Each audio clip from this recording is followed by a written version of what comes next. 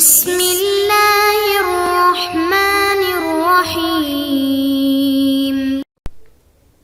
السلام علیکم محترم سامعین اور عزیز طلبہ کرام، امید کرتا ہوں کہ آپ تمام احباب خیر و عافیت سے ہوں گے۔ آج کا ہمارا سبق نمبر 46 ہے، جس میں ہم پڑھیں گے وقال آخر فی ابن لہ، فی ابن لہ، اور ایک دوسرے آدمی نے کہا اپنے بیٹے کے بارے میں۔ تو اس کا پس منظر کچھ یوں ہے کہ شاعر کا بیٹا حندج اس کی باندی سے تھا، یعنی جو شاعر کا بیٹا ہے حندج وہ اس کی باندی سے پیدا ہوا تھا، جو باندی ہوتی ہے۔ شاعر کی بیوی اس کو اذیت دیتی تھی، اس پر شاعر اپنی بیوی سے ناراضگی کا اظہار کر رہا ہے اور یہ اشعار کہہ رہا ہے۔ تو آئیے ان اشعار کو پڑھتے ہیں اور سمجھتے ہیں۔ وقال آخر فی ابن لہ لا تعذلی فی حندج ان حندجا ولیث عفرین لدی سواء حمیت علی العہار اطہار امہ وبعض الرجال المدعین غثاء فجاءت به سبط البنان كأنما عمامته بین الرجال لواء۔ تو ان کا جو ترجمہ ہے وہ کچھ اس طرح ہے، لا تعذلی، بیگم، یعنی یہ خطاب ہے بیگم کو، بیگم کو منع کیا جا رہا ہے کہ مجھے ملامت نہ کریں۔ لا تعذلی، اعذل یعذل، اس کا ترجمہ ہے لام یلوم، ملامت کرنا۔ تو ہم اس کو کہہ سکتے ہیں لا تلومینی، لا تلومینی، مجھے ملامت نہ کرو اے بیگم، اے عورت، فی حندجن، حندج کے بارے میں۔ حندج کون تھا؟ اس کا بیٹا تھا شاعر کا۔ ان حندجن، کیونکہ میرے نزدیک حندج جو ہے وہ کیا ہے، وہ کس کی طرح ہے؟ حندجن ولیث عفرین، یہ کہتے ہیں کہ میرے نزدیک حندج اور عفرین مقام کے شعر برابر ہیں۔ لیثا مضاف ہے، عفرین مضاف الیہ ہے، یعنی وہ شعر جو عفرین کی طرف منسوب ہیں، یا اس کو سمجھ لیں عفرین ایک جنگل کا نام ہے جہاں کے شعر بہت مشہور ہیں۔ تو کہتے ہیں لا تعذلی فی حندج ان حندجا ولیث عفرین، اور اس جنگل کے شعر یہ برابر ہیں لدیہ، میرے نزدیک، لدیہ بمعنی عندی، سواء سواسیہ، برابر ہیں۔ حمیت علی العہار اطہار امہ، میں نے اس کی ماں جو کہ باندی ہے کے طہر کی حفاظت زانیوں سے کی۔ کہتے ہیں حمیت بمعنی حفظت، حفظت میں نے حفاظت کی، علی العہار، عہار یہ جمع ہے عاہر کی، اور عاہر کہتے ہیں زانی کو، زنا کرنے والے کو عاہر۔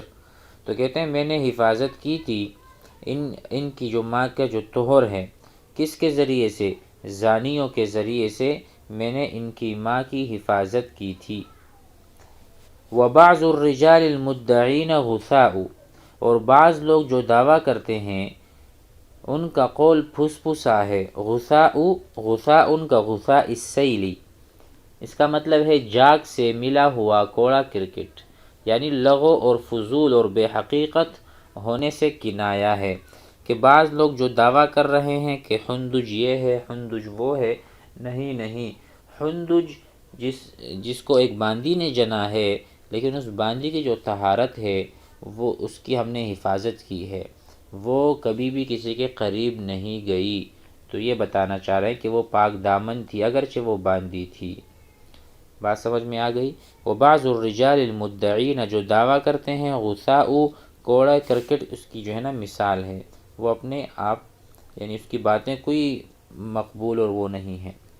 آگے کہتے ہیں فجاءت به سبط البنان، چنانچہ اس کی ماں نے اس کو جنا، جاءت، جاء یجیء، آنا، فجاءت به، تو اس کے ماں نے اس کو جنا، کس طرح؟ سبط البنان، حال کونہ سبطا بنان، یعنی اس حال میں کہ اس کے پورے سیدھے تھے، پورے ہاتھوں کے جو پورے ہوتے ہیں نا، ہاتھوں کے پورے یہ بالکل مکمل تھے، اس میں کوئی کمی نہیں تھی۔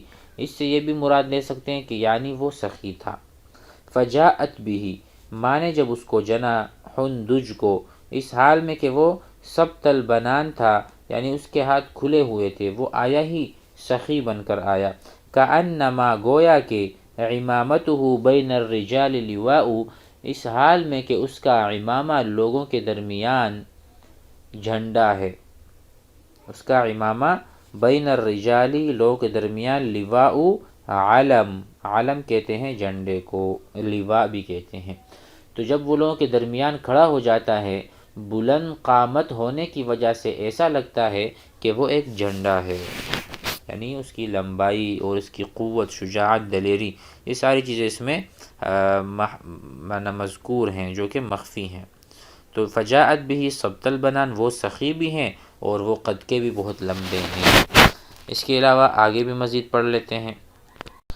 وقال آخر، ایک اور آدمی نے کہا، رأيت رباطا حين تم شبابه وولى شبابي ليس في بره عتب إذا كان أولاد الرجال حزازة فأنت الحلال الحلو والبارد العذب لنا جانب منه دميث وجانب إذا رامه الأعداء ممتنع صعب وتأخذه عند المكارم هزة كما اهتز تحت البارح الغصن الرتب۔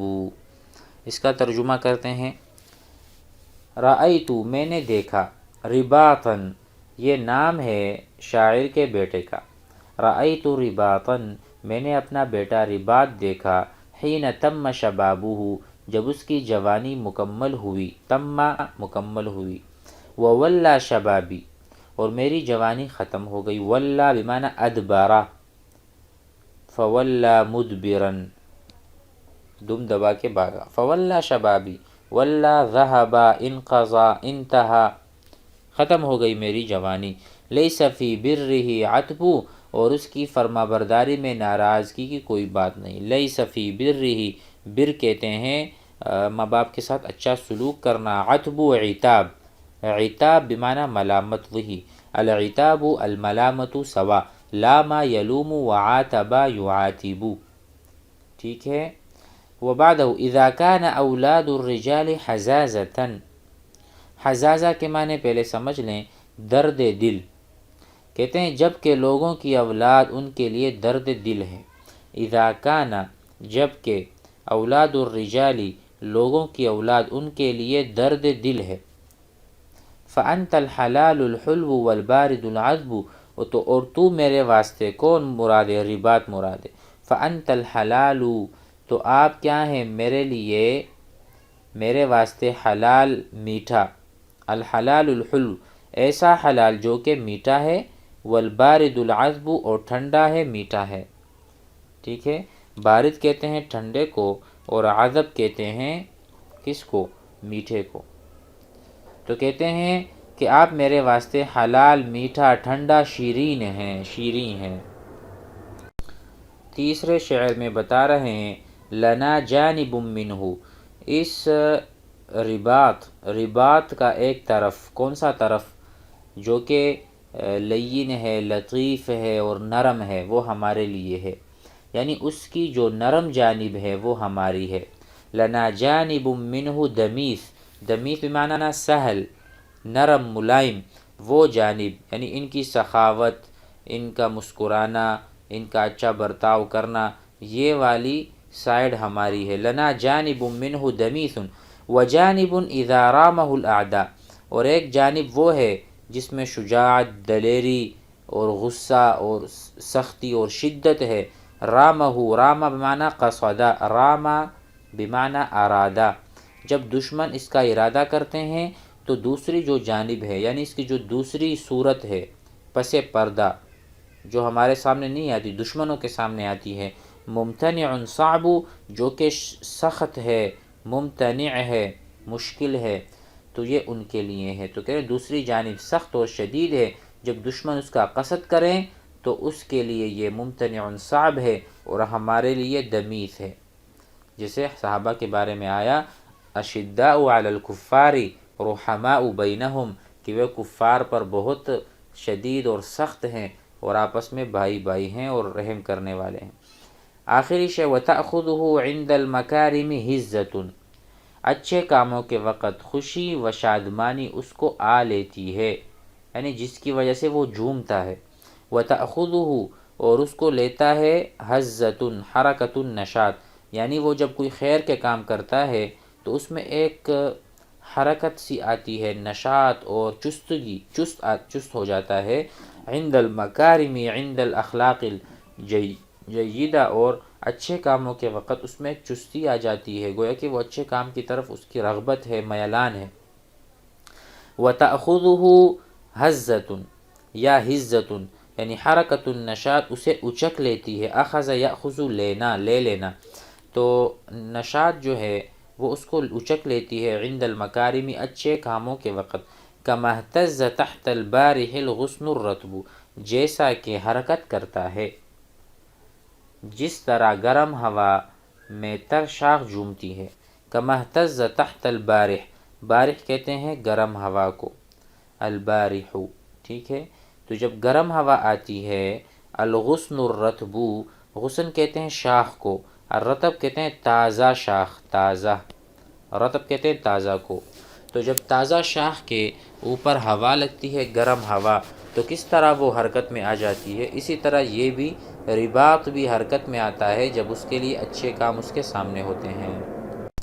تو امید ہے کہ یہ سبق بھی آپ حضرات کو سمجھ میں آ گیا ہوگا۔ انشاءاللہ آئندہ سبق میں مزید لیں گے۔ آپ حضرات اس کا تکرار مراجعہ ضرور کیا کریں، اس کو 2-3 مرتبہ سنیں تاکہ یہ ازبر آپ کو یاد ہو جائے۔ والسلام علیکم۔